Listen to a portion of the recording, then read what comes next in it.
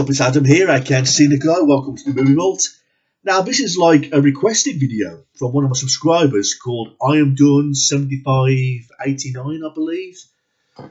He's a loyal subscriber to my channel, and he actually requested me to review the Toy Story franchise. Now, I've seen Toy Story 1 and 2 and 3. I've not seen Toy Story 4 yet. But if I'm going to make a review on that movie, I need to see it, and then obviously review it. Okay, and he said that he thinks 1 to 3 are masterpieces, except for number 4, but I've not seen number 4, so I can't really judge it, so hopefully we'll get to that. But I've got some spare time right now to start these reviews on this, in my opinion, remarkable franchise, because I think Toy Story has definitely got to be one of the greatest Disney films of all time.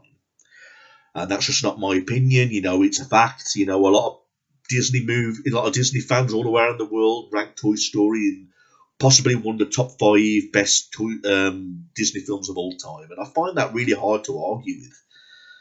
Because, like I say, the characters are lovable, the story is well, and again, great choice of voicing cast. You've got Tom Hanks, who does the voice of Sheriff Woody. And I love Tom Hanks. I think he's a phenomenal actor. He's in my all-time favourite movie, which you can see in the background there, The Green Mile. Numerous roles. He's been in Forrest Gump, Saving Private Ryan, Castaway. The list goes on. And he does the voiceover of Woody in this Disney film. And then you got Tim Allen, who does the voice of Buzz Lightyear, the space toy.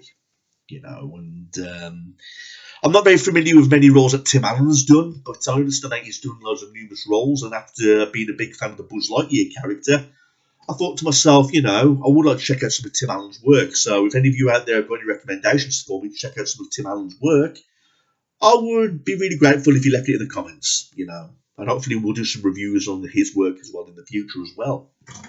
Okay. Now, I remember in 1995 when Toy Story was first advertised to appear in the cinema, and I thought to myself, this looks fucked up. It was showing Buzz Lightyear and Woody on a fucking rocket, and Woody going, "Okay, guys, coast is clear." This is a sequence, where all the toys have to be literally silent and playing dead, when humans are around. But when there's no humans around, they all come to life and they do their own business, basically. So basically, these toys are all alive, and humans aren't allowed to see them alive. That's not the case at the end of the movie. Where Sid, the kid from next door, finds out that all the toys are alive. And I've not seen the 4th movie, but if I'm not mistaken, that's the only human character in the whole franchise that only knows that the toys are alive. But nobody's ever going to fucking believe him, so the film opens up with this boy named Andy playing with his toys, and we get introduced to all these lovable characters. We get Rex, who's a dinosaur, we got Ham, who's a pig, Mr. Potato Head, Slinky the dog, Bo Peep, obviously Sheriff Woody, RC, who's a remote control car, and the list's endless. Mr. Spell, even one of the minor characters, just these obvious toys. They've all got their own personalities and their own names, and they're all very lovable characters, and they socialise with each other in nice ways. Like when Woody is going past that art piece toy, and he goes, "Hey, Switch, draw," and a gun appears on the fucking drawing board and shoots Woody, and he's like, "Oh, got me again." I've been working on that draw, fastest knobs in the West, and, all these great one-liners. So they're all lovable characters, they're all lovable toys, but Woody's like the leader of the toys. He's Andy's favourite toy up to this point, and they're all having a staff meeting because it's Andy's birthday, which can only mean one thing: new toys are going to arrive. So they hold this staff meeting, and they send out these little toy soldiers. Again, nice effects, lovable characters. There's a scene, where they jump from the staircase, on a fucking parachute, just to keep an eye on these toys that are going to be new coming to the family, and those other things. But again, the one key is never to find out that these toys are actually alive. So the scenes in this movie, where Andy goes to his room, or Andy's mother's walking through the hallway, they've all got to freeze, playing dead, making sure that they can't be seen alive. So it's Andy's birthday and he gets numerous toys, but we learn that his most favourite, most latest gifted toy is a spaceman by the name of Buzz Lightyear. And when he comes alive, he's not convinced that he's a toy. He's new to the group, but straight away, Woody is like determined to prove to him that he's not really a space ranger. He's just a toy. And one thing that I noticed about all the other toys at this scene, they're turning on Woody really quickly. Thinking like it's like that scene where Slinky says, "Hey, Woody's got something like that. His is a pull string," and Mr. Potato straight away jumps in and says, "Yeah, it sounds like a car ran over it." So they're all turning on Woody really, really quickly because they're so mesmerised by Buzz Lightyear and all his latest gadgets, and his buttons, and his voice talk. They turn on Woody really easily. And I don't know if that's because they're sick of hearing Woody's voice or they're tired of him being the boss of them all. It's like that scene where he knocks Buzz out the window, and straight away they determine it's no accident, and they're all really hating on Woody really quickly. And I thought to myself, you lot must be really sick of Woody, so that's one thing I really noticed about the film. But, Andy's playing with Buzz a lot more than the other toys, especially Woody. Woody's getting really jealous. There's a scene where he's telling him to stay away from Andy and he gets really bitter. At one point, we get introduced to another character, Sid, the boy next door from Andy, who is an evil boy, who tortures all the toys. There's a scene where he lights a toy soldier, he explodes. And we also learn at this point that Andy's family are planning on moving away because Andy just lives at home, with his mother and his little sister, Molly. And they're all planning on a big move.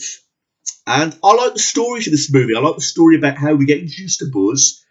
I love the fact that, there's a scene, where Woody was just meant to knock Buzz to the back of the cabinet, where Rinny gets knocked out the window. And of course, when Andy takes Woody to Pizza Planet, Buzz jumps on the car, and they go to Pizza Planet. They end up getting lost. So now they're on one big mission to try and get back home to Andy before he moves home. Sadly for them, they go to Pizza Planet. They go in a toy machine where they get all these juices. Again, more lovable characters. These toy aliens. A stranger from the outside. Ooh, so some nice dialogue, some nice scenes. They end up at Sid's house because Sid ends up capturing the toys from the toy machine. And one thing I noticed about the first Toy Story movie is the fact it was rated PG. Not U for Universal.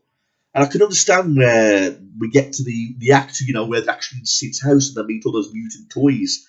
Because there's a scene, where Sid actually tortures his sister's doll, by ripping the head off and replacing it with a pterodactyl head, and you get all these mutant toys, like a baby, on a spider, with spider's legs, you get all these other mutant toys, and all the toys that Sid is basically tortured, and they're like cannibals, basically.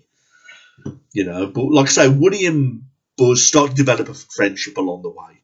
They realise they've got to work together, they've got to trust each other, and they become friends basically because they're all on big mission to get back to Andy's house before the move.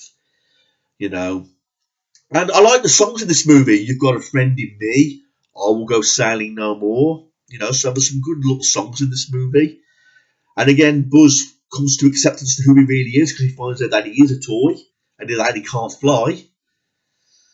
But one thing leads to another, and now Sid is planning on destroying Buzz by attaching him to a rocket.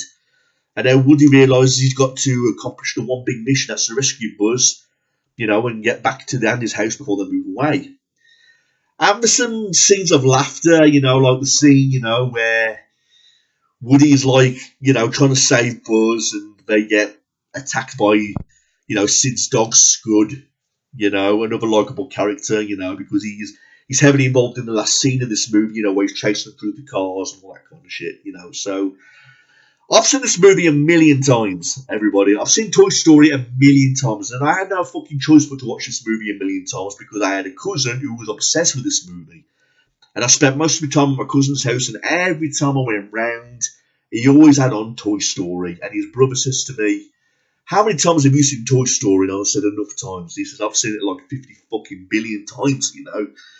You saw it that many times, he wore out the VHS tape out because you've seen it that many fucking times. But again, it was one of those lovable films of his, you know, where he couldn't get tired of, you know. I mean, I first owned this movie on VHS. One thing I'm definitely going to do, everybody, is get this movie, you know, in a Blu-ray box set, so I can relive the childhood times. You know, it'd be like going back in time watching them as a kid. Even though I've seen the movie a million times and I can play every voiceover role because that's how many times I've fucking seen the first movie, I don't get tired of it. It's a classic. It's a very lovable Disney movie, you know, and again, it's a very exciting movie. Lovable characters, great songs, great story.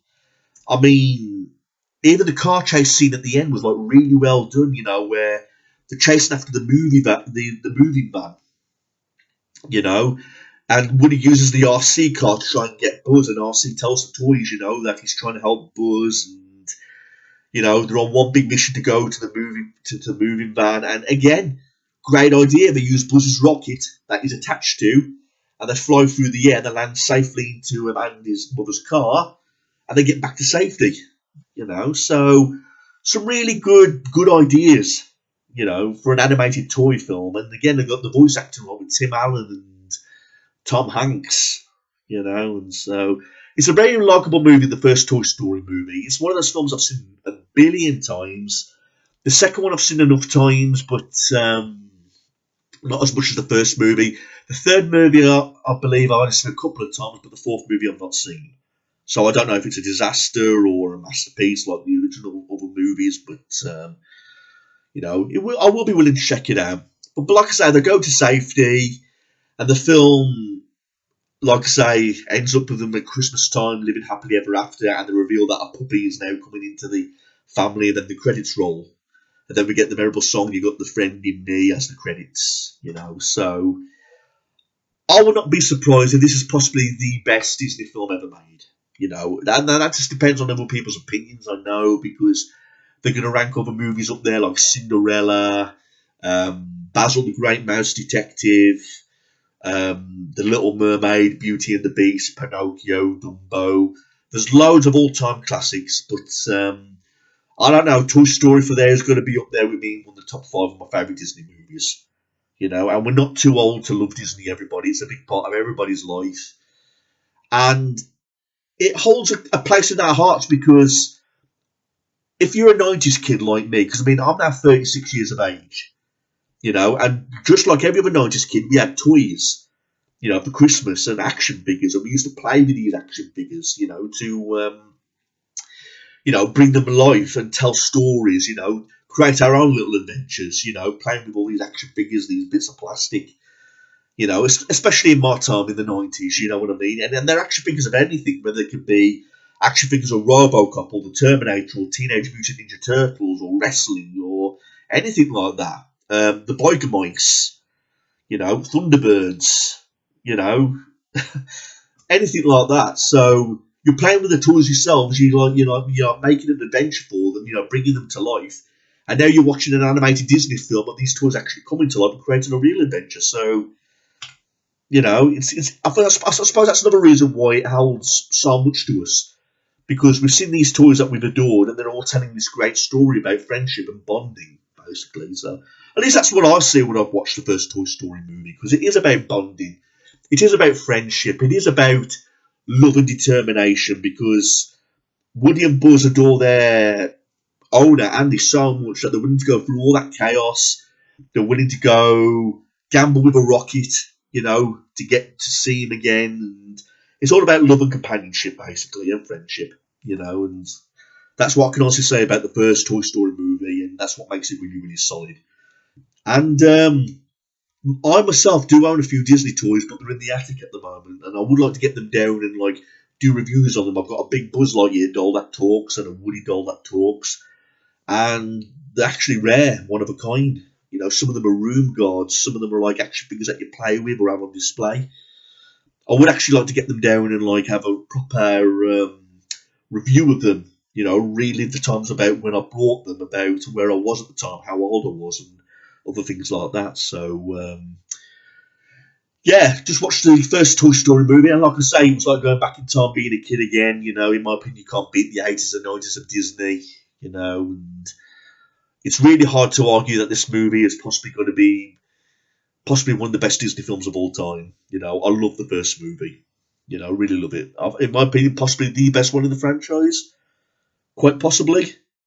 But again, it was really nice reliving it again, and I want to thank that subscriber to making me relive those moments. I'll leave a link to his channel in the description so you can go and subscribe to him. But I hope he appreciates the shout out. So that's a review on Toy Story from 1995, everybody. I hope you enjoyed this review. Please leave a comment in the section below, and we'll hopefully get a conversation in terms about it. Thanks, everyone. Peace out.